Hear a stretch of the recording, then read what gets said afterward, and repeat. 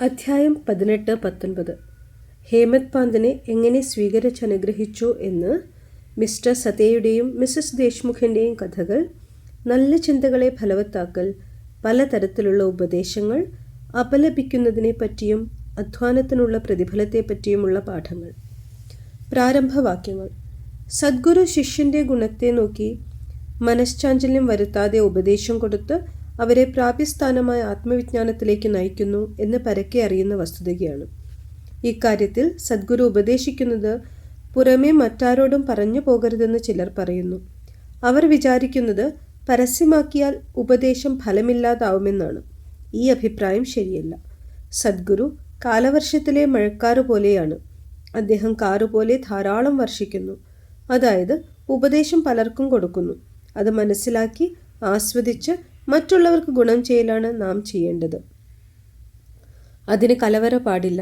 ഇത് ഉണർന്നിരിക്കുമ്പോഴത്തെ ഉപദേശത്തിനും സ്വപ്നത്തിൽ കാണിച്ചു തരുന്ന ദർശനങ്ങൾക്കും ഒരുപോലെ ബാധകമാണ്. ഉദാഹരണമായി, ബുധകൗശിക ഋഷി അദ്ദേഹത്തിന് സ്വപ്നത്തിൽ കണ്ട രാമരക്ഷാസ്തോത്രം പരസ്യമായി പറഞ്ഞുകൊടുത്തു. പുത്രവത്സലയായ അമ്മ ഫലവത്തും പക്ഷേ കയ്പുള്ളതുമായ മരുന്ന് കുട്ടിയെ ബലം പ്രയോഗിച്ച് കുടിപ്പിക്കുന്നത് പോലെ സായിബാബ ഭക്തന്മാർക്ക് ആധ്യാത്മിക ഉപദേശങ്ങൾ നൽകി വന്നു. അദ്ദേഹത്തിൻ്റെ സമ്പ്രദായം രഹസ്യമോ മൂടുപടമിട്ടതോ അല്ല, തുറന്നതാണ്.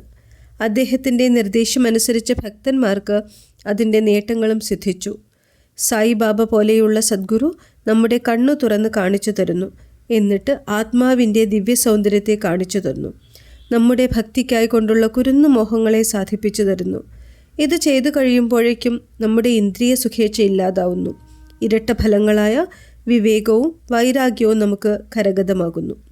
അപ്പോൾ സ്വപ്നത്തിൽ പോലും ജ്ഞാനം പൊട്ടിമുളയ്ക്കുന്നു. ഇതെല്ലാം നമുക്ക് സിദ്ധിക്കുന്നത് യോഗീശ്വരന്മാരായ സദ്ഗുരുക്കളുടെ സമ്പർക്കത്തിൽ നിന്നാണ്. അവരെ ഉപചരിച്ച് പ്രീതി സമ്പാദിക്കുക. ഭക്തജനഹിതം സാധിപ്പിക്കുന്ന ഭഗവാൻ നമ്മുടെ സഹായത്തിനെത്തുന്നു. നമ്മുടെ കഷ്ടതകളും കുഴപ്പങ്ങളും ഇല്ലായ്മ ചെയ്ത് നമ്മെ സന്തുഷ്ടരാക്കുന്നു. ഈ പുരോഗമനം ദൈവമായി കരുതുന്ന സദ്ഗുരുവിൻ്റെ സഹായം കൊണ്ട് മാത്രമാണ് സിദ്ധിക്കുന്നത്. അതുകൊണ്ട് നാം എപ്പോഴും സദ്ഗുരുവിൻ്റെ പുറകിൽ പോയി അദ്ദേഹത്തിൻ്റെ കഥകൾ കേട്ട് കാൽക്കൽ വീണ് ഉപചരിക്കണം. ഇനി പ്രധാന കഥയിലേക്ക് കടക്കാം. മിസ്റ്റർ സതെ.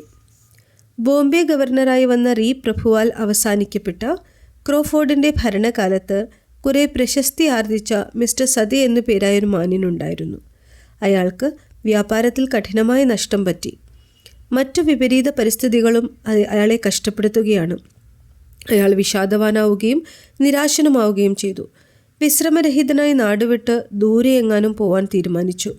സ്വതവേ മനുഷ്യർ ദൈവത്തെ ഓർക്കില്ലെങ്കിലും വിഷമങ്ങളും ദുരിതങ്ങളും സംഭവിക്കുമ്പോൾ ദൈവത്തെ ഓർത്ത് ശാന്തിക്കു വേണ്ടി പ്രാർത്ഥിക്കുന്നു.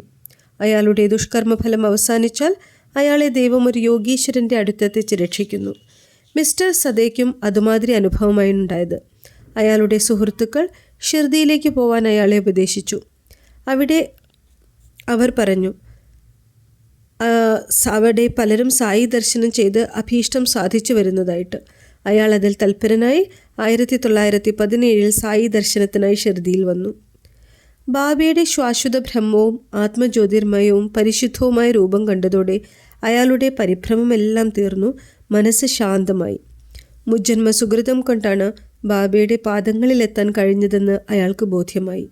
അയാൾ വലിയ മനഃശക്തിയുള്ള ആളായിരുന്നു. ഉടനെ ഗുരുചരിത്രം പാരായണ തുടങ്ങി. സപ്താഹമായി വായന കഴിഞ്ഞപ്പോൾ ബാബ സ്വപ്നത്തിലൊരു ദർശനം നൽകി. അതിപ്രകാരമായിരുന്നു. ബാബ ഗുരുചരിത്രം കയ്യിൽ വെച്ച് അതിൻ്റെ അർത്ഥം മിസ്റ്റർ സതയ്ക്ക് പറഞ്ഞു കൊടുക്കുകയാണ്. മിസ്റ്റർ സതെ മുന്നിലിരുന്ന് ശ്രദ്ധിക്കുന്നു. ഉണർന്നപ്പോൾ സ്വപ്നം ഓർമ്മ വന്ന് അയാൾ സന്തുഷ്ടനായി. അയാൾ ഈ അനുഭവം കൊണ്ട് കൂർക്കം വലിച്ചുറങ്ങി സമയം കളയുന്നതിനു പകരം ബാബ ഇങ്ങനെ ഉപദേശം കൊടുത്തതിൽ അതീവ സന്തുഷ്ടനായി. അടുത്ത ദിവസം അയാൾ കാക്കാ സാഹേബ് ദീക്ഷിത്തിനോട് വിവരം പറയുകയും ബാബയോട് അതിൻ്റെ ഉദ്ദേശം എന്താണ്, വീണ്ടും സപ്താഹമായി ഗുരുചരിത്രം വായിക്കണോ എന്നന്വേഷിക്കാനും ആവശ്യപ്പെട്ടു. കാക്കാ സാഹേബ് ദീക്ഷിത് അവസരം കിട്ടിയപ്പോൾ ബാബയോട് ചോദിച്ചു, ദേവാ, മിസ്റ്റർ സതയോട് ഈ ദർശനം കൊണ്ട് എന്താണ് നിർദ്ദേശിച്ചത്? അയാൾ സപ്താഹം തുടർന്ന് വായിക്കണമെന്നാണോ? അയാളൊരു ശുദ്ധനായ ഭക്തനാണ്. ഈ ദർശനത്തിൻ്റെ അർത്ഥം അയാൾക്ക് വിവരിച്ചു കൊടുത്ത് അയാളെ അനുഗ്രഹിക്കണം. ബാബ ഇങ്ങനെ മറുപടി പറഞ്ഞു, അയാൾ ആ പുസ്തകം ഒരിക്കൽ കൂടി സപ്താഹമായി വായിക്കണം. അത് ശ്രദ്ധാപൂർവം പഠിച്ചാൽ ഭക്തൻ പരിശുദ്ധനായി ഗുണങ്ങൾ അനുഭവിക്കും. ഭഗവാൻ സന്തുഷ്ടനായി സംസാരബന്ധനത്തിൽ നിന്ന് വിമുക്തനാക്കും. അന്നേരം ഹേമത് പാന്ത് അവിടെ ഉണ്ടായിരുന്നു. അയാൾ ബാബയുടെ കാൽ തലോടുകയായിരുന്നു. ഇത് കേട്ടപ്പോൾ അയാൾ ഇപ്രകാരം ആലോചിച്ചു, എന്ത്, മിസ്റ്റർ സതേ ഒരാഴ്ച മാത്രം വായിച്ച് അതിനുള്ള നേട്ടം സമ്പാദിച്ചു. ഞാൻ 40 കൊല്ലമായി വായിച്ചിട്ട് ഒരു ഫലവുമില്ല. അയാളുടെ 7 ദിവസത്തെ ഇവിടുത്തെ താമസം ഫലപ്രദവും എൻ്റെ 7 വർഷത്തെ താമസം വെറുതെയുമാവുകയാണ്. ചാതകപക്ഷി പോലെ ബാബയാകുന്ന മേഘം വർഷിക്കുന്നതും പ്രതീക്ഷിച്ച് ഞാനിരിക്കുന്നു, എന്നെ അനുഗ്രഹിച്ചുപദേശിക്കാൻ. ഈ വിചാരം മനസ്സിലുദിച്ചപ്പോഴേക്കും ബാബ അറിഞ്ഞു. ഭക്തന്മാരുടെ അനുഭവം കൊണ്ട് അവരെന്ത് വിചാരിച്ചാലും ബാബ അറിയുമെന്നും അതിൽ നല്ല വിചാരം വളർത്തി ചീത്ത വിചാരം ബാബ നശിപ്പിച്ചു കളയുമെന്നും തെളിഞ്ഞതാണ്. ഹേമത് പാന്തിൻ്റെ വിചാരമറിഞ്ഞപ്പോൾ ഉടനെ ബാബ അയാളോട് ശ്യാമയുടെ അടുക്കൽ പോയി 15 രൂപ ദക്ഷിണ വാങ്ങിക്കൊണ്ടുവരാനും കുറച്ചുനേരം സംസാരിച്ചിരുന്ന് മടങ്ങി വരാനും പറഞ്ഞു. ബാബയ്ക്ക് ദയ തോന്നി ഇങ്ങനെ കൽപ്പിച്ചതാണ്. ബാബയുടെ കൽപ്പന ആർക്ക് ലംഘിക്കാനാകും? ഹേമത് പാന്ത് ഉടനെ മസ്ജിദ് വിട്ട് ശ്യാമയുടെ വീട്ടിലേക്ക് പോയി. ശ്യാമ അന്നേരം കുളി കഴിഞ്ഞൊരു മുണ്ടു മാത്രം ഉടുത്തു നിൽക്കുകയായിരുന്നു. അയാൾ പുറത്തു വന്ന് ഹേമത് പാന്തിനോട് ചോദിച്ചു, എന്താ ഇപ്പോൾ ഇങ്ങോട്ട് പോന്നത്? മസ്ജിദിൽ നിന്നാണ് വരുന്നതെന്ന് തോന്നുന്നല്ലോ. എന്താണ് പരിഭ്രാന്തനും നിരാശനുമായി കാണുന്നത്? എന്താണ് ഒറ്റയ്ക്കായത്? കുറച്ചിരിക്കൂ, ഞാൻ പ്രാർത്ഥന കഴിഞ്ഞുടനെ വരാം. അതിലിടയ്ക്കൊന്ന് മുറുക്കിക്കൊള്ളൂ, എന്നിട്ട് നമുക്ക് കുറച്ച് സംസാരിച്ചിരിക്കാം എന്നും പറഞ്ഞ് അയാൾ ഉള്ളിലേക്ക് പോയി. ഹേമത് പാന്ത് വരാന്തയിലും ഇരുന്നു. ജനനിന്മേൽ അയാൾ നാഥ് ഭാഗവത് എന്ന പ്രശസ്ത മറാഠി പുസ്തകം ഇരിക്കുന്നത് കണ്ടു. ഇത് ഭാഗവതം 11-ാം സ്കന്ധത്തിന് ഏകനാഥൻ എഴുതിയ വ്യാഖ്യാനമാണ്. ബാബയുടെ നിർദ്ദേശപ്രകാരം ബാപ്പു സാഹിബ് ജോഗും കാക്കാ സാഹിബ് ദീക്ഷിത്തും നിത്യവും ഷിർദിയിൽ വെച്ച് ഭവാർത്ഥ ദീപിക അഥവാ ജ്ഞാനേശ്വരി എന്ന മറാഠി വ്യാഖ്യാനത്തോടു കൂടിയ ഭഗവത്ഗീതയും നാഥ് ഭാഗവതവും ഏകനാഥിൻ്റെ ഭവാർത്ഥ രാമായണവും വായിക്കലുണ്ടായിരുന്നു. ഭക്തന്മാർ സംശയങ്ങൾ ചോദിക്കുമ്പോൾ ബാബ ഏതാനും പറഞ്ഞുകൊടുത്ത് ബാക്കി ഈ വായന കേട്ട് മനസ്സിലാക്കാൻ നിർദ്ദേശിക്കുമായിരുന്നു. കാരണം അവ ഭഗവത് ധർമ്മത്തെപ്പറ്റി പ്രതിപാദിക്കുന്നവയാണ്. അങ്ങനെ ഭക്തന്മാർ വായന കേട്ടാൽ അവരുടെ സംശയം പൂർണ്ണമായും തീരും. ഹേമത് പാന്തും നാഥ് ഭാഗവതത്തിൽ നിന്നും നിത്യവും പാരായണം ചെയ്യലുണ്ടായിരുന്നു. അന്ന് നിത്യപാരായണം പൂർത്തിയാക്കാതെ അയാൾ ഇടയ്ക്കു നിർത്തി. ചില ഭക്തന്മാരോട് കൂടി മസ്ജിദിലേക്ക് പോകുകയാണുണ്ടായത്. ശ്യാമയുടെ ജനലിൽ നിന്ന് പുസ്തകമെടുത്ത് നിവർത്തിയപ്പോൾ അതിശയകരമാം വിധം കണ്ടത് അന്ന് വായിച്ചു പൂർത്തിയാക്കാതെ നിർത്തിയ ഭാഗം തന്നെയാണ്. ബാബ വായന പൂർത്തിയാക്കാൻ വേണ്ടി ശ്യാമയുടെ അടുക്കലേക്ക് അയച്ചതാണ് എന്നയാൾ വിചാരിച്ചു. അതുകൊണ്ട് പൂർത്തിയാക്കാത്ത ഭാഗം വായിച്ചു പൂർത്തിയാക്കി. അത് തീർന്നതോടുകൂടി ശ്യാമ പൂജ കഴിഞ്ഞ് മടങ്ങി വന്ന് അവർ തമ്മിൽ ഇപ്രകാരം സംഭാഷണത്തിലേർപ്പെട്ടു. ഹേമത് പാന്ത്, ഞാൻ ബാബയുടെ ഒരു നിർദ്ദേശവും കൊണ്ട് വന്നതാണിവിടെ. അദ്ദേഹം നിങ്ങളോട് 15 രൂപ ദക്ഷിണ വാങ്ങി വരാൻ പറഞ്ഞു. ഇവിടെ ഇരുന്ന് കുറച്ചുനേരം വർത്തമാനം പറഞ്ഞ് നിങ്ങളെ കൂട്ടി മസ്ജിദിലേക്ക് വരാനാണ് പറഞ്ഞത്. ശ്യാമ അതിശയിച്ച്, എൻ്റെ കയ്യിൽ പണമില്ലല്ലോ. എൻ്റെ 15 നമസ്കാരങ്ങൾ ഉറുപ്പികയ്ക്ക് പകരം ദക്ഷിണയായി ബാബയ്ക്ക് കൊണ്ടുപോയാലും?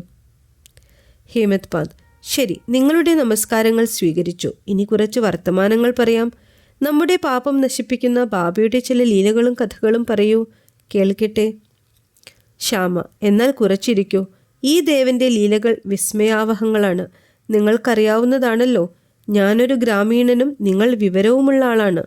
നിങ്ങൾ വന്നതിൽ പിന്നെ കുറേ കൂടെ ലീലകൾ കണ്ടു. പിന്നെ എങ്ങനെ അവ എനിക്ക് നിങ്ങളോട് പറഞ്ഞു തരാൻ കഴിയും? ആട്ടെ, മുറുക്കുക. ഞാൻ പോയി വസ്ത്രം മാറ്റി ഇപ്പോൾ വരാം. കുറച്ചു നിമിഷത്തിനകം ശ്യാമ വസ്ത്രം മാറ്റി വന്ന് ഹേമത് പാന്തുമായി വർത്തമാനത്തിലിരുന്നു. അയാൾ പറഞ്ഞു, ഈ ദേവൻ്റെ ലീലകൾ അപാരമാണ്. ലീലകൾക്ക് അവസാനമില്ല. ആർക്കാണ് അറിയുക?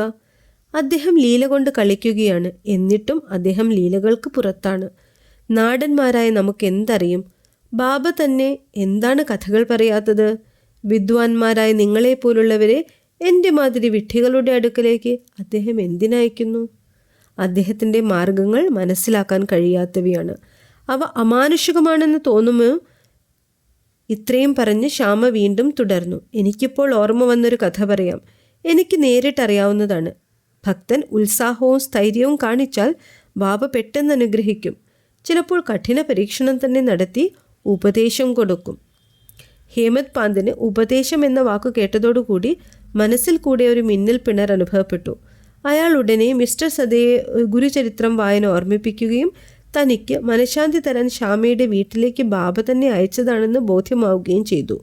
അയാൾ വികാരമടക്കി ശ്യാമയുടെ കഥ ശ്രദ്ധിച്ചു. അതെല്ലാം ബാബ ഭക്തന്മാരോട് എത്രമാത്രം കരുണാമയനായിരിക്കുന്നു എന്ന് കാണിക്കുന്നവയാണ്. ഇവ കേട്ട് ഹേമത് പാന്ത് ആനന്ദം അനുഭവിക്കാൻ തുടങ്ങി. അപ്പോൾ ശ്യാമ താഴെ പറയുന്ന കഥ പറയാൻ തുടങ്ങി. മിസസ് രാധാബായി ദേശ്മുഖ്. രാധാബായി എന്നു പേരായൊരു വൃദ്ധയുണ്ടായിരുന്നു. അവർ കേശവ് ദേശ്മുഖിൻ്റെ മാതാവായിരുന്നു. ബാബയുടെ കീർത്തി കേട്ട് അവർ സംഗം നഗറിലെ ആൾക്കാരോടുകൂടി ഷിർദിയിൽ വന്നു. ബാബയെ ദർശനം ചെയ്ത് അവർ അത്യധികം സംതൃപ്തയായി. ബാബയെ അത്യധികം സ്നേഹിച്ചവർ ബാബയെ ഗുരുവായി സ്വീകരിച്ച് എന്തെങ്കിലും ഉപദേശമോ മന്ത്രമോ തരുന്നതുവരെ നിരാഹാരമെടുക്കാനും അല്ലെങ്കിൽ മരണം വരെ നിരാഹാരമെന്നും തീർച്ചയാക്കി. അവർ ലോഡ്ജിൽ താമസിച്ച് വെള്ളമോ ഭക്ഷണമോ തൊടാതെ 3 ദിവസങ്ങൾ കഴിച്ചുകൂട്ടി. ഇത് കണ്ട് ഭയന്ന് ഞാൻ ബാബയോട് ഈ വൃദ്ധയ്ക്ക് വേണ്ടി ഇടപെട്ട് ഇപ്രകാരം പറഞ്ഞു: ദേവ, എന്താണ് അങ്ങ് തുടങ്ങി വെച്ചത്? അവിടുന്ന് പലരെയും ഇങ്ങോട്ട് വലിച്ചിഴച്ചു കൊണ്ടുവരുന്നു. അവിടുത്തേക്ക് ആ വൃദ്ധസ്ത്രീയെ അറിയാമല്ലോ. അവർ ഒരേ പിടിവാശിയിൽ അവിടുത്തെ തന്നെ ആശ്രയിക്കുന്നു. അവിടുന്ന് സ്വീകരിച്ച് ഉപദേശിക്കാത്ത പക്ഷം അവർ പട്ടിണി കിടന്ന് മരിക്കും. അവർക്ക് എന്തെങ്കിലും സംഭവിച്ചാൽ ജനങ്ങൾ അവിടുത്തെ കുറ്റപ്പെടുത്തി ബാബ ഉപദേശിക്കാത്തതുകൊണ്ട് അവർ മരിച്ചുപോയി എന്ന് പറയും. അതുകൊണ്ട് അവരോട് ദയ കാണിച്ച് അനുഗ്രഹിച്ച് ഉപദേശം കൊടുക്കണേ. അവരുടെ വാശി മനസ്സിലാക്കി ബാബ അവരെ ആളയച്ചു വരുത്തി. ഇപ്രകാരം പറഞ്ഞ് അവരുടെ മനസ്ഥിതി തന്നെ മാറ്റി. ഓ അമ്മേ, നിങ്ങളെന്തിനാണ് വേണ്ടാത്ത ക്ലേശങ്ങൾ അനുഭവിച്ച് മരിക്കാൻ പോകുന്നത്? നിങ്ങൾ എൻ്റെ അമ്മയും ഞാൻ നിങ്ങളുടെ കുട്ടിയുമാണ്. എന്നിൽ ദയ തോന്നി പറയുന്നത് കേൾക്കൂ. എൻ്റെ കഥ തന്നെ ഞാൻ പറയട്ടെ. അത് ശ്രദ്ധിച്ചു കേട്ടാൽ നിങ്ങൾക്ക് നല്ലതാണ്. എനിക്കൊരു ഗുരു ഉണ്ടായിരുന്നു. അദ്ദേഹം ഒരു മഹായോഗിയും പരമദയാലുവുമായിരുന്നു. ഞാൻ അദ്ദേഹത്തെ വളരെ കാലം പരിചരിച്ചു. എന്നിട്ടും അദ്ദേഹം യാതൊരു മന്ത്രവും എൻ്റെ ചെകിട്ടിൽ പറഞ്ഞു തന്നില്ല. അദ്ദേഹത്തെ വിടാതെ കൂടെ കൂടി പരിചരിച്ചു. എന്ത് വില കൊടുത്തും ഒരു ഉപദേശം വാങ്ങണമെന്ന അതിയായ ആശ എനിക്കുണ്ടായിരുന്നു. പക്ഷെ അദ്ദേഹത്തിന് അദ്ദേഹത്തിൻ്റെതായ പന്ഥാവുണ്ടായിരുന്നു. അദ്ദേഹം ആദ്യം എൻ്റെ തല മുണ്ടനം ചെയ്യിച്ച് 2 പൈസ ദക്ഷിണ ആവശ്യപ്പെട്ടു. ഞാൻ ഉടനെ കൊടുത്തു. നിങ്ങൾ ചോദിക്കുമായിരിക്കും, എൻ്റെ ഗുരു തികഞ്ഞവനായിരിക്കെ എന്തിനു പണം ആവശ്യപ്പെട്ടു? എങ്ങനെ അദ്ദേഹത്തെ ആഗ്രഹം നശിച്ചവനെന്ന് പറയാമെന്ന്? ഞാൻ ഉറപ്പായി പറയും, അദ്ദേഹത്തിന് പണം ആവശ്യമില്ലായിരുന്നു. അദ്ദേഹത്തിൻ്റെ 2 പൈസ എന്നത് ഉറച്ച വിശ്വാസവും ക്ഷമയുമായിരുന്നു. ഇത് രണ്ടും ഞാൻ അദ്ദേഹത്തിന് കൊടുത്തപ്പോൾ അദ്ദേഹം സന്തുഷ്ടനായി. ഞാൻ 12 കൊല്ലങ്ങളോളം എൻ്റെ ഗുരുവെ ആശ്രയിച്ചു. അദ്ദേഹം എന്നെ വളർത്തി. ഭക്ഷണത്തിനോ വസ്ത്രത്തിനോ യാതൊരു ക്ഷാമവും ഇല്ലായിരുന്നു. അദ്ദേഹം പ്രേമപൂരിതനായിരുന്നു. പോരാ, പ്രേമം മൂർത്തീഭവിച്ചതായിരുന്നു. എനിക്കെങ്ങനെ അത് വിവരിക്കാൻ കഴിയും? അദ്ദേഹം എന്നെ അത്യധികം സ്നേഹിച്ചു. അദ്ദേഹത്തെ പോലെ ഗുരുക്കൾ ദുർലഭമാണ്. ഞാൻ അദ്ദേഹത്തെ നോക്കുമ്പോൾ അദ്ദേഹം പരിപൂർണ സമാധിയിലാണെന്ന് എനിക്ക് തോന്നും. അങ്ങനെ ഞങ്ങൾ 2 പേരും പരമാനന്ദം അനുഭവിച്ചു. രാവു പകൽ വിശപ്പും ദാഹവും അറിയാതെ ഞാൻ അദ്ദേഹത്തെ മിഴിച്ചു നോക്കിയിരിക്കും. അദ്ദേഹത്തെ കൂടാതെ എനിക്ക് ശാന്തിയില്ലെന്നായി. എനിക്ക് ധ്യാനിക്കാനോ ശ്രദ്ധിക്കാനോ എൻ്റെ ഗുരുവല്ലാതെ മറ്റൊന്നുമില്ലെന്നായി. എൻ്റെ ഒരേ അഭയസ്ഥാനം അദ്ദേഹമായിരുന്നു. എൻ്റെ മനസ്സ് സദാ അദ്ദേഹത്തിന്മേൽ ഉറപ്പിച്ചിരുന്നു. ഇതാണ് 1 പൈസ ദക്ഷിണ. ക്ഷമയാണ് മറ്റേ പൈസ. ഞാൻ ക്ഷമയോടുകൂടി വളരെ കാലം ഗുരുവെ പരിചരിച്ചു. ഈ ക്ഷമ നിങ്ങളിൽ സംസാരസാഗരം കടത്തിവിടും. ക്ഷമ പുരുഷനിൽ പുരുഷത്വമാണ്. അത് എല്ലാ പാപവും കഷ്ടതകളും തീർക്കുന്നു. ദുരിതങ്ങളെ പലവിധത്തിലും ഇല്ലാതാക്കുന്നു. ഭയത്തെ നശിപ്പിക്കുന്നു. ഒടുവിൽ നിങ്ങൾക്ക് ജയം തരുന്നു. ക്ഷമ ഗുണങ്ങളുടെ വിളനിലവും സൽചിന്തകളുടെ സന്തത സഹചാരിയുമാണ്. നിഷ്ഠയും ക്ഷമയും അന്യോന്യം അത്യധികം സ്നേഹിക്കുന്ന ഇരട്ട സഹോദരിമാരെ പോലെയാണ്. എൻ്റെ ഗുരു എന്നിൽ നിന്ന് മറ്റൊന്നും പ്രതീക്ഷിച്ചിരുന്നില്ല. അദ്ദേഹം എന്നോടൊരിക്കലും അനാസ്ഥ കാണിക്കാതെ സദാ രക്ഷിച്ചുകൊണ്ടിരുന്നു. ഞാൻ അദ്ദേഹത്തോടു കൂടി താമസിക്കുകയും ചിലപ്പോൾ വേറിട്ട് നിൽക്കുകയും ചെയ്തു. എന്നിട്ടും എനിക്ക് അദ്ദേഹത്തിൻ്റെ സ്നേഹത്തിന് കമ്മി വന്നതായിട്ട് ഒരിക്കലും അനുഭവപ്പെട്ടിട്ടില്ല. അദ്ദേഹം ആമ എപ്രകാരം പുഴയ്ക്കക്കരെയുള്ള കുഞ്ഞുങ്ങളെ ദൃഷ്ടി കൊണ്ട് രക്ഷിക്കുന്നുവോ അതുപോലെ എപ്പോഴും എന്നെ പ്രേമാർദ്ര ദൃഷ്ടികൾ കൊണ്ട് രക്ഷിച്ചു. ഓ അമ്മേ, എൻ്റെ ഗുരു എന്നെ ഒരു മന്ത്രവും പഠിപ്പിച്ചില്ല. പിന്നെ ഞാനെങ്ങനെ നിങ്ങളുടെ ചെവിയിൽ മന്ത്രം ഉപദേശിക്കും? ഗുരുവിൻ്റെ ആമയ്ക്കുള്ളതുപോലെ സ്നേഹാർദ്രമായ ദൃഷ്ടി നമുക്ക് ആനന്ദം തരുന്നു എന്ന് ഓർമ്മിപ്പിക്കുക. ആരിൽ നിന്നും ഉപദേശമോ മന്ത്രമോ കിട്ടാൻ ശ്രമിക്കരുത്. എന്നെ എല്ലാ ചിന്തകളുടെയും കർമ്മങ്ങളുടെയും ലക്ഷ്യമാക്കിയാൽ നിസ്സംശയം നിങ്ങൾക്ക് പരമാർത്ഥം എന്തെന്ന് അനുഭവപ്പെടും. പരിപൂർണ സംതൃപ്തിയോടെ എന്നെ നോക്കിയാൽ അതുപോലെ തന്നെ ഞാൻ അങ്ങോട്ടും നോക്കും. ഈ മസ്ജിദിലിരുന്ന് ഞാൻ സത്യമല്ലാതെ യാതൊന്നും പറയില്ല. സാധനകളോ 6 ശാസ്ത്രങ്ങളുടെ ജ്ഞാനമോ ഒന്നും ആവശ്യമില്ല. നിങ്ങളുടെ ഗുരുവിൽ വിശ്വാസവും ഭക്തിയും ഉണ്ടായാൽ മതി. ഗുരു മാത്രമാണ് എല്ലാ കർമ്മങ്ങളും ചെയ്യുന്നതെന്ന് പരിപൂർണമായി വിശ്വസിക്കുക. ഗുരുവിൻ്റെ മഹത്വമറിഞ്ഞ് അദ്ദേഹത്തെ ഹരിഹര ബ്രഹ്മമാണെന്ന് സങ്കല്പിക്കുന്നവൻ അനുഗ്രഹീതനാണ്. ഇപ്രകാരം ഉപദേശം സിദ്ധിച്ച ആ വൃദ്ധയ്ക്ക് കാര്യം മനസ്സിലാവുകയും അവർ ബാബയെ നമസ്കരിച്ച് നിരാഹാരം വേണ്ടെന്ന് വെക്കുകയും ചെയ്തു. ഈ കഥ ശ്രദ്ധാപൂർവം കേട്ട് അതിൻ്റെ സന്ദർഭോചിതത്വവും പ്രാധാന്യവും മനസ്സിലാക്കി ആപാദചൂടം പുളകിതനായി അതീവ സന്തുഷ്ടനായി ബാഷ്പാവരുദ്ധ കണ്ഠനായി ഒന്നും പറയാൻ പറ്റാതെ അയാൾ നിന്നു. ശ്യാമ ഈ സ്ഥിതി കണ്ടു ചോദിച്ചു, നിങ്ങൾക്കെന്തു പറ്റി? എന്താണ് നിശബ്ദനായത്? എത്ര അസംഖ്യം ബാബ ലീലകളാണ് പറയാനുള്ളത്. അപ്പോഴേക്കും മസ്ജിദിൽ നിന്ന് മധ്യാഹ്നാരതിക്കുള്ള മണിയടിക്കാൻ തുടങ്ങി. അതിനാൽ ശ്യാമയും ഹേമത് പാന്തും മസ്ജിദിലേക്ക് തിരക്കിട്ടുപോയി. ബാപ്പു സാഹേബ് ജോഗ് ആരതി തുടങ്ങിയിരുന്നു. സ്ത്രീകൾ മസ്ജിദിലും പുരുഷന്മാർ മുറ്റത്തുമായി നിന്ന് ആരതി ഗീതം വാദ്യാഘോഷത്തോടുകൂടി ഉച്ചത്തിൽ പാടുന്നുണ്ടായിരുന്നു. ശ്യാമ ഹേമത് പാന്തിൻ്റെ കൈ പിടിച്ചു വലിച്ച് മീതേക്ക് കയറി. അയാൾ ബാബയുടെ വലതുഭാഗത്തും ഹേമത് പാന്ത് മുന്നിലുമിരുന്നു. അവരെ കണ്ട് ബാബ ഹേമത് പാന്തിനോട് ശ്യാമയോട് വാങ്ങിയ ദക്ഷിണ കൊടുക്കാൻ ആവശ്യപ്പെട്ടു. അയാൾ ശ്യാമ ഉറുപ്പികയ്ക്ക് പകരം നമസ്കാരങ്ങളാണ് തന്നയച്ചതെന്നും ശ്യാമ തന്നെ നേരിട്ട് വന്നിട്ടുണ്ടെന്നും പറഞ്ഞു. ബാബ പറഞ്ഞു, ശരി, ഇനി നിങ്ങൾ വർത്തമാനം പറഞ്ഞുവോ? എന്തിനെ പറ്റിയാണ് പറഞ്ഞത്? എനിക്കെല്ലാം കേൾക്കണം എന്ന് പറഞ്ഞു. ചെണ്ടയുടെയും മണിയുടെയും പാട്ടിൻ്റെയും ശബ്ദങ്ങൾ വകവയ്ക്കാതെ ഹേമത് പാന്ത് പറയാൻ ഉത്സുകനായി. ഉണ്ടായ വിവരങ്ങൾ പറയാൻ തുടങ്ങി. ബാബ കേൾക്കാൻ തിരക്കായി മുന്നോട്ട് ചാഞ്ഞിരുന്നു. ശ്രദ്ധിച്ചു. എല്ലാ കഥകളും ആനന്ദകരമായിരുന്നെന്നും പ്രത്യേകിച്ചും വൃദ്ധസ്ത്രീയുടെ കഥ അതിശയകരമായിരുന്നെന്നും ബാബയുടെ ലീലകൾ അവർണ്ണനീയമാണെന്നും ഈ കഥയിലൂടെ ബാബ തന്നെ അനുഗ്രഹിച്ചുവെന്നും ഹേമത് പാന്ത് പറഞ്ഞു. ബാബ പറഞ്ഞു, ആ കഥ അതിശയകരമാണ്. എങ്ങനെയാണ് നീ അനുഗ്രഹീതനായത്? എല്ലാം വിശദമായി എനിക്ക് കേൾക്കണം. അതുകൊണ്ട് മുഴുവൻ പറയൂ. അപ്പോൾ ഹേമത് പാന്ത് താൻ കുറച്ചു മുന്നേ കേട്ട കഥ വിശദമായി പറഞ്ഞു. അത് തൻ്റെ മനസ്സിൽ തട്ടിയതായി വിശദീകരിച്ചു. ഇത് കേട്ട് ബാബ സന്തുഷ്ടനായി ഇപ്രകാരം അയാളോട് ചോദിച്ചു, ആ കഥ മനസ്സിൽ തട്ടിയോ? അതിൻ്റെ പ്രാധാന്യം മനസ്സിലായോ?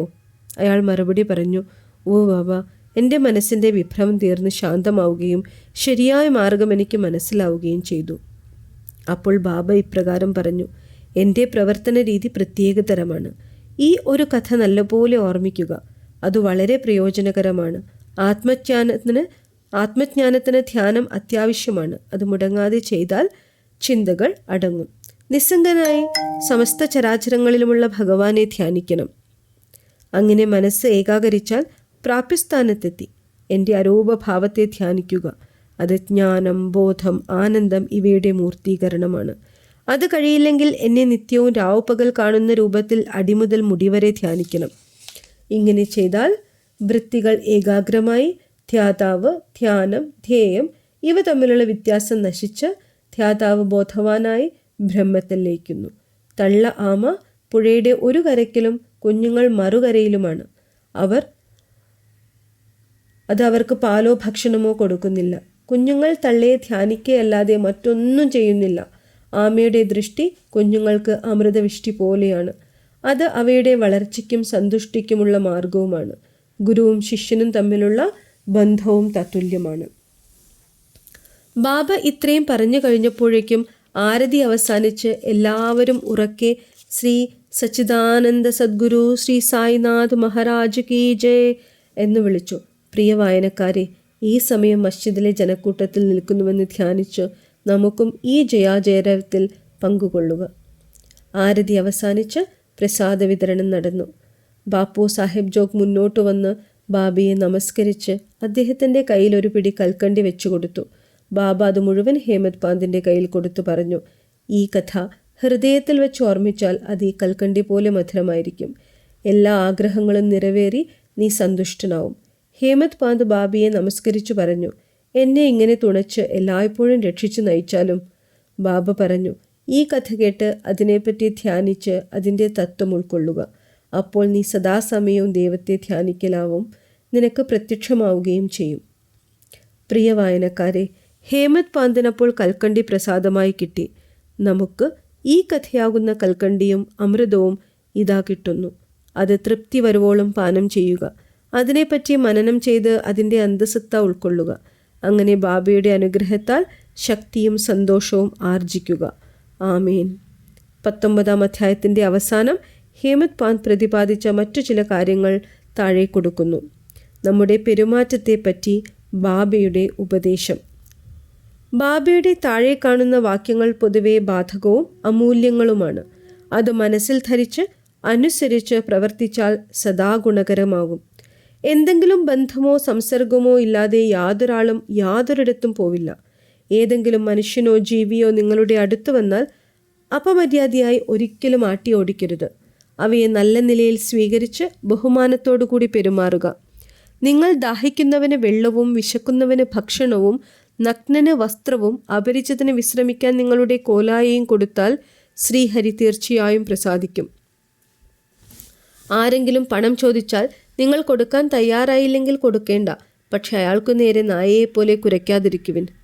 ആരെങ്കിലും നിങ്ങൾക്കെതിരായി 100 കൂട്ടം പറഞ്ഞാലും ചീത്തയായ ഒരു മറുപടിയും പറയാതിരിക്കുവിൻ. നിങ്ങൾ എപ്പോഴും ഇങ്ങനെ പെരുമാറിയാൽ നിങ്ങൾ തീർച്ചയായും സന്തുഷ്ടനാവും. ലോകം തല കീഴ്മറിഞ്ഞോട്ടെ, നിങ്ങൾ ഇരിക്കുന്നിടത്ത് ഇരുന്നു കൊള്ളുവിൻ. നിങ്ങളുടെ സ്ഥാനത്തിരുന്നോ നിന്നോ ശാന്തനായി നിങ്ങളുടെ മുന്നിലൂടെ പോകുന്ന കാഴ്ച നോക്കി കാണുവിൻ. നിങ്ങളെ എന്നിൽ നിന്ന് വേർതിരിക്കുന്ന മതിൽ പൊളിക്കുവിൻ. എന്നാൽ നമ്മുടെ കൂടിക്കാഴ്ചയ്ക്കുള്ള വീഥി തുറന്ന് വ്യക്തമായി കാണാം. നീ ഞാൻ എന്ന വ്യത്യസ്ത മനോഭാവമാണ് ശിഷ്യനെ ഗുരുവിൽ നിന്ന് അകറ്റുന്നത്. അത് നശിപ്പിച്ചാലല്ലാതെ ഗുരു ശിഷ്യഭാവങ്ങളുടെ ഐക്യം സാധ്യമാവുന്നില്ല. അല്ലാ മാലിക് മറ്റാരും നമുക്കുടമയില്ല. അദ്ദേഹത്തിൻ്റെ പ്രവർത്തന പദ്ധതി അസാധാരണവും അമൂല്യവും അനിർവചനീയവുമാണ്. അദ്ദേഹത്തിൻ്റെ ഇച്ഛ പോലെ നടക്കും. അദ്ദേഹം ആഗ്രഹപൂർത്തി വരുത്തി നമ്മെ നേർവഴി കാണിക്കും. ഋണാനുബന്ധം കൊണ്ടാണ് നാം ഒന്നിച്ചു നേർന്നത്. നമുക്ക് അന്യോന്യം സേവനം ചെയ്ത് സന്തുഷ്ടരാവുക. ജീവിതത്തിൻ്റെ പരമലക്ഷ്യം തേടുന്നവർ സന്തുഷ്ടരും അമരനുമാണ്. മറ്റുള്ളവർ ജീവിക്കുന്നു, അതായത് ശ്വാസം കഴിക്കുന്നതുവരെ വെറുതെ ജീവിക്കുന്നു. നല്ല ചിന്തകളുടെ ഫലപ്രാപ്തിക്ക് പ്രോത്സാഹിപ്പിക്കൽ. സായിബാബ എങ്ങനെ നല്ല ചിന്തകളെ പ്രോത്സാഹിപ്പിച്ചു എന്നത് രസകരമാണ്. നിങ്ങളുടെ സമസ്തവും ഭക്തിപ്രേമങ്ങളോടുകൂടി അദ്ദേഹത്തിൽ അർപ്പിച്ചാൽ പല കാര്യങ്ങളിലും അദ്ദേഹം ഏതു പ്രകാരമാണ് സഹായിക്കുന്നതെന്ന് അനുഭവപ്പെടും. ചില ഋഷിമാർ പറയുന്നു, നിങ്ങൾ കാണത്തുണരുമ്പോൾ ഒരു നല്ല ചിന്ത മനസ്സിലുദിച്ചാൽ അത് പകൽ മുഴുവൻ വളർത്തിക്കൊണ്ടു വന്നാൽ ബുദ്ധി വികസിച്ച് ശാന്തത ലഭ്യമാകുമെന്ന്. ഹേമത് പാന്തിന് ഇത് പരീക്ഷിക്കണമെന്നുണ്ടായിരുന്നു. ഒരു ബുധനാഴ്ച രാത്രി ഉറങ്ങുന്നതിനു മുമ്പ് ഇങ്ങനെ വിചാരിച്ചു: നാളെ വ്യാഴാഴ്ചയാണ്, പുണ്യദിവസം. സ്ഥലമോ പുണ്യസ്ഥലമായ ഷിർദിയും. അതുകൊണ്ട് നാളത്തെ ദിവസം മുഴുവൻ ഞാൻ രാമനാമം ജപിച്ചും സ്മരിച്ചും കഴിയുമാറാവട്ടെ. അങ്ങനെ അയാൾ ഉറങ്ങിപ്പോയി. പിറ്റേന്ന് പുലർച്ചെ ഉണർന്നതോടുകൂടി രാമനാമം ഓർമ്മ വന്ന് അയാൾ സന്തുഷ്ടനായി. രാവിലത്തെ ദിനചര്യകൾ കഴിഞ്ഞ് പുഷ്പങ്ങൾ വാങ്ങി ബാബയെ കാണാൻ പോയി. സദേവാട കഴിഞ്ഞ് ഭൂട്ടിവാട്ട കിടക്കുമ്പോൾ ഔറംഗബാദ്കർ ബാബയെ മസ്ജിദിൽ വെച്ച് സ്തുതിക്കുന്ന മനോഹരമായ ഒരു ഗാനം അയാൾ കേട്ടു. ഗാനം ഏകനാഥൻ്റെ ഗുരു കൃപാജ്ഞൻ പായോ മേരെ ഭായ് തുടങ്ങിയതായിരുന്നു. അതിൽ പറയുന്നത്, ഗുരു കടാക്ഷരൂപേണ അദ്ദേഹത്തിന് സമാധി ലഭിച്ച് അന്തർദൃഷ്ടി തുറന്ന് ഉള്ളിലും പുറത്തും രാമനെ കാണാൻ കഴിഞ്ഞു എന്നാണ്. പല പാട്ടുകളും ഉള്ളതിൽ എന്തിനാണ് ഈ പാട്ടു തന്നെ ബാബ ഭക്തനായ ഔറംഗബാദ്കർ തിരഞ്ഞെടുത്തത്? ഇത് ഹേമത് പാന്തിൻ്റെ രാമനാമം ജപിക്കാനുള്ള തീരുമാനത്തെ വളർത്തിയെടുക്കാൻ ബാബയാൽ ഏർപ്പാട് ചെയ്യപ്പെട്ടൊരു പ്രത്യേക സമാന്തര സംഭവം തന്നെയല്ലേ? എല്ലാ ഋഷിമാരും അതിൻ്റെ പ്രാധാന്യത്തെ പുകഴ്ത്തുന്നവരാണ്. അത് ഭക്തന്മാരുടെ ഇംഗിതം പ്രദാനം ചെയ്ത് സർവ്വ കഷ്ടപ്പാടുകളെയും തരണം ചെയ്യിക്കുന്നു. ഉപദേശങ്ങളുടെ വ്യത്യസ്ത രൂപം. അപലപിച്ചവനെ കുറ്റപ്പെടുത്തി. സായി ബാബയ്ക്ക് ഉപദേശം കൊടുക്കാൻ പ്രത്യേക സ്ഥലമോ സമയമോ ആവശ്യമില്ലായിരുന്നു. എപ്പോൾ അവസരം വന്നുവോ അപ്പോൾ അദ്ദേഹം അത് നിർലോഭം കൊടുക്കുമായിരുന്നു. ഒരിക്കൽ ബാബയുടെ ഒരു ഭക്തൻ മറ്റൊരാളെ പറ്റി അയാൾ കേൾക്കാതെ ദൂഷണം പറഞ്ഞു. അയാളുടെ ഗുണഗണങ്ങളെ പറയാതെ കുറ്റങ്ങളും കുറവുകളും പുച്ഛരൂപേണ പറഞ്ഞ് കേൾക്കുന്നവർക്ക് കൂടി മടുപ്പ് തോന്നി. സ്വതവേ മനുഷ്യർക്ക് മറ്റുള്ളവരുടെ അപവാദം പറയുന്ന സ്വഭാവമുണ്ടല്ലോ. ഇത് തെറ്റിദ്ധാരണയ്ക്കും വിരോധത്തിനും കാരണമാകുന്നു. ഋഷിമാർ അപവാദത്തെ മറ്റൊരു തരത്തിലാണ് കാണുന്നത്. അവർ പറയുന്നത് അഴുക്കു കളയാൻ പല മാർഗങ്ങളുണ്ട്. അതായത് മണ്ണുപയോഗിച്ചും സോപ്പ് വെള്ളം കൊണ്ടും എന്നാൽ പരദൂഷണക്കാരൻ്റേത് അയാളുടെ ഒരു പ്രത്യേക തരം അഴുക്കുകളയൽ സമ്പ്രദായമാണ്. അയാൾ മറ്റുള്ളവരുടെ കുറ്റം അയാളുടെ നാക്കുകൊണ്ട് വൃത്തിയാക്കുന്നു. അങ്ങനെ അയാൾ കുറ്റം പറയുന്ന ആളെ ഒരു തരത്തിൽ സേവനം നടത്തുന്നു. അതിന് കുറ്റം പറയുന്നവനോട് കുറ്റം പറയപ്പെട്ടവൻ നന്ദി പറയേണ്ടതുമാണ്. സായി ബാബയ്ക്ക് പരദൂഷണക്കാരൻ്റെ തെറ്റുതിരുത്താൻ ഒരു പ്രത്യേക മാർഗമാണുള്ളത്. അദ്ദേഹത്തിൻ്റെ സർവന്തരത്വം കൊണ്ട് പരദൂഷണക്കാരൻ ചെയ്തതെല്ലാം അദ്ദേഹത്തിന് അറിയാമായിരുന്നു. അയാളെ ഉച്ചസമയത്ത് ബാബ ലണ്ടിത്തോട്ടത്തിലേക്ക് പോകും വഴി വെച്ച് കണ്ടപ്പോൾ അമേദ്യം തിന്നുന്നൊരു പന്നിയെ ചൂണ്ടിക്കാട്ടിക്കൊണ്ട് ബാബ ഇപ്രകാരം പറഞ്ഞു: നോക്ക്, എങ്ങനെ എന്തൊരാസ്വാദനത്തോടു കൂടിയാണ് അത് അമേദ്യം സേവിക്കുന്നത്. നിന്റെ സ്വഭാവം ഇതേപോലെ തന്നെയാണ്. നീ നിന്റെ സഹോദരങ്ങളെ മനസ്സിന് തൃപ്തി വരുവോളം അപലപിക്കുന്നു. എത്രയോ പുണ്യം ചെയ്തതിൻ്റെ ഫലമായാണ് നീ മനുഷ്യനായി പിറന്നത്. എന്നിട്ട് നീ ഇങ്ങനെ പ്രവർത്തിച്ചാൽ ഷിർദി നിന്നെ ഏതെങ്കിലും തരത്തിൽ സഹായിക്കാൻ പോകുന്നുണ്ടോ? ഭക്തൻ ഈ പാഠം മനസ്സിലാക്കിയാണ് അവിടുന്ന് പോയതെന്ന് പറയാനില്ലല്ലോ. ഇത്തരത്തിൽ ബാബ അവസരം കിട്ടുമ്പോഴെല്ലാം ഉപദേശം കൊടുത്തുകൊണ്ടിരുന്നു. ഈ വക കാര്യങ്ങൾ നമ്മൾ മനസ്സിലാക്കി പ്രവർത്തിച്ചാൽ ആധ്യാത്മിക ലക്ഷ്യം വളരെ ദൂരെയൊന്നുമല്ല. ഒരു പഴഞ്ചൊല്ലുണ്ട്: എൻ്റെ ഹരിയുണ്ടെങ്കിൽ എനിക്ക് കട്ടിലിൽ വെച്ച് ഭക്ഷണം തരും. ഇത് ഭക്ഷണ വസ്ത്രാദികളെ പറ്റി ശരിയാവും. പക്ഷേ ഇത് വിശ്വസിച്ചൊരാൾ ഒന്നും ചെയ്യാതെ ചുമ്മാതിരുന്നാൽ ആധ്യാത്മിക കാര്യങ്ങളിൽ അവൻ നശിച്ചു പോവുക തന്നെ ചെയ്യും. ആധ്യാത്മജ്ഞാനത്തിന് ഒരുവൻ അങ്ങേയറ്റം പരിശ്രമിക്കുക തന്നെ വേണം.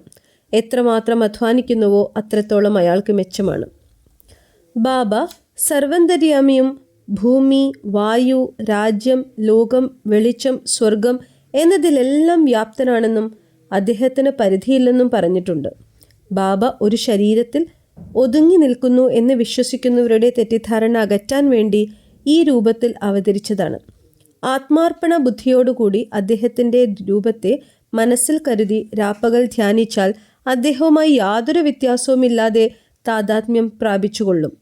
ആ താതാത്മ്യം മാധുര്യവും പഞ്ചസാരയും പോലെയും കോളും കടലും പോലെയും കണ്ണും പ്രകാശവും പോലെയും പരിപൂർണ യോജിപ്പുള്ളതാണ്. ജനന മരണാദികളെ അവസാനിപ്പിക്കാൻ ആഗ്രഹിക്കുന്നവൻ മനഃശാന്തി കൈവരുത്തി പരിശുദ്ധ ജീവിതം നയിക്കണം. മറ്റൊരാളെ വ്രണപ്പെടുത്തുന്ന യാതൊന്നും പറയരുത്. സൽകൃത്യങ്ങളിൽ വ്യാപൃതനായി എല്ലാം ഭഗവാനിൽ സമർപ്പിക്കണം. എന്നാൽ അയാൾക്ക് യാതൊന്നും ഭയപ്പെടാനില്ല. യാതൊരുത്തൻ സായിബാബയെ പരിപൂർണമായി വിശ്വസിച്ച് അദ്ദേഹത്തിൻ്റെ ലീലകളെ കേൾക്കുകയോ പുകഴ്ത്തുകയോ ചെയ്ത് മറ്റൊന്നിലും ശ്രദ്ധിക്കാതിരിക്കുന്നുവോ അയാൾക്ക് ആത്മീയ വിജ്ഞാനവും അനുഭവവും കൈവരുമെന്നത് പക്ഷാന്തരമില്ല. ബാബ പലരോടും അദ്ദേഹത്തെ സ്മരിച്ച് അദ്ദേഹത്തിൽ സകലതും അർപ്പിക്കാൻ പറയലുണ്ട്. ആർക്കെങ്കിലും ഞാൻ ആരാണ് എന്നറിയണമെന്നുണ്ടെങ്കിൽ അവർക്ക് അദ്ദേഹം ശ്രവണവും മനനവും ഉപദേശിച്ചു. ചിലരോട് പാദസേവയും, ചിലരോട് നാമജപവും, ചിലരോട് ലീലാശ്രവണവും, ചിലരോട് ഖണ്ഡോബ ക്ഷേത്രത്തിൽ ഭജനമിരിക്കലും, ചിലരോട് വിഷ്ണു സഹസ്രനാമജപവും, ചിലരോട് ഛന്ദോഗ്യ ഉപനിഷത്തും ഗീതയും പഠിക്കാനും, അങ്ങനെ പലർക്ക് പലവിധം അവരവർക്ക് യോജ്യമായ തരത്തിൽ അദ്ദേഹം നിർദ്ദേശിച്ചു. അദ്ദേഹത്തിൻ്റെ ഉപദേശങ്ങൾക്ക് പരിധിയോ നിയന്ത്രണമോ ഉണ്ടായിരുന്നില്ല. ചിലർക്ക് അദ്ദേഹം നേരിട്ട് ഉപദേശം കൊടുത്തു. മറ്റുള്ളവർക്ക് സ്വപ്നദർശനങ്ങളെ കൊണ്ട് അദ്ദേഹം ഉപദേശം കൊടുത്തു. ഒരു മദ്യാസക്തന് അദ്ദേഹം സ്വപ്നത്തിൽ അയാളുടെ നെഞ്ചിൽ കയറിയിരുന്ന് ഞെരുക്കുന്നതായും മദ്യം തൊടില്ലെന്ന വാഗ്ദാനത്തിനു ശേഷം മാത്രം സ്വാതന്ത്ര്യം കൊടുത്തതായും അനുഭവപ്പെട്ടു. ചിലർക്ക് ഗുരൂർ ബ്രഹ്മ മുതലായ മന്ത്രങ്ങൾ ഉപദേശിച്ചു. ഹഠയോഗം പരിശീലിച്ചിരുന്നൊരു ഭക്തനോട് ആളെ അയച്ച് ഹഠയോഗം ഉപേക്ഷിച്ച് ശാന്തനായി ക്ഷമിച്ചിരിക്കാൻ പറഞ്ഞുപദേശിച്ചു. അദ്ദേഹത്തിൻ്റെ എല്ലാ മാർഗങ്ങളും സമ്പ്രദായങ്ങളും വിവരിക്കൽ അസാധ്യമാണ്. സാധാരണ ലൗകിക കാര്യങ്ങളിൽ അദ്ദേഹത്തിൻ്റെ പ്രവർത്തികൾ നിർദ്ദിഷ്ടങ്ങളായിരുന്നു. ഒരു ഉദാഹരണം പറയാം. പ്രവൃത്തിക്കുള്ള പ്രതിഫലം. ഒരു ഉച്ചസമയത്ത് ഒരു ദിവസം ബാബ രാധാകൃഷ്ണമായിയുടെ വീട്ടിനു മുന്നിൽ വന്നു. എനിക്കൊരു കോണി കൊണ്ടുവന്നു തരൂ എന്ന് പറഞ്ഞു. ചിലർ കോണി കൊണ്ടുവന്ന് ബാബ കാണിച്ചു കൊടുത്തൊരു വീട്ടിന്മേൽ ചാരിവെച്ചു. ബാബ വാമൻ ഗോഡ്കറുടെ പുരപ്പുറത്ത് കയറി രാധാകൃഷ്ണമായിയുടെ പുരപ്പുറത്തുകൂടെ നടന്ന് മറുവശത്തുള്ള മൂലയിലൂടെ താഴെ ഇറങ്ങി. എന്താണ് ബാബയുടെ ഉദ്ദേശമെന്ന് ആർക്കും അറിയില്ല. അന്നേരം രാധാകൃഷ്ണമായി മലമ്പനി പിടിച്ചു വിറച്ചു കിടക്കുകയായിരുന്നു. ആ പനിയെ ഒഴിപ്പിക്കാനായിരിക്കാം അദ്ദേഹം അങ്ങനെ പോയത്. ഇറങ്ങിയ ഉടനെ കോണി കൊണ്ടുവന്നവർക്ക് ബാബ 2 ഉറുപ്പിക കൊടുത്തു. ആരോ ധൈര്യം അവലംബിച്ച് ബാബയോട് എന്തിനാണ് ഇത്രയധികം കൊടുത്തതെന്ന് ചോദിച്ചു. ബാബയുടെ മറുപടി ഒറ്റൊരുത്തനും മറ്റൊരുത്തൻ്റെ അധ്വാനം വെറുതെ സ്വീകരിക്കരുത്. പ്രവൃത്തി എടുക്കുന്നവന് ഉടനെ കൈയഴിച്ചു പ്രതിഫലം കൊടുക്കണം എന്നായിരുന്നു.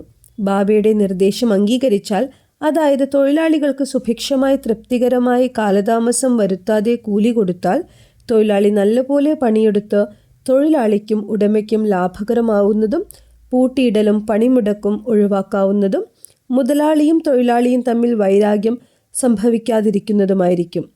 ശ്രീ സായിയെ നമിക്കുവിൻ. ലോകശാന്തി ഭവിക്കട്ടെ.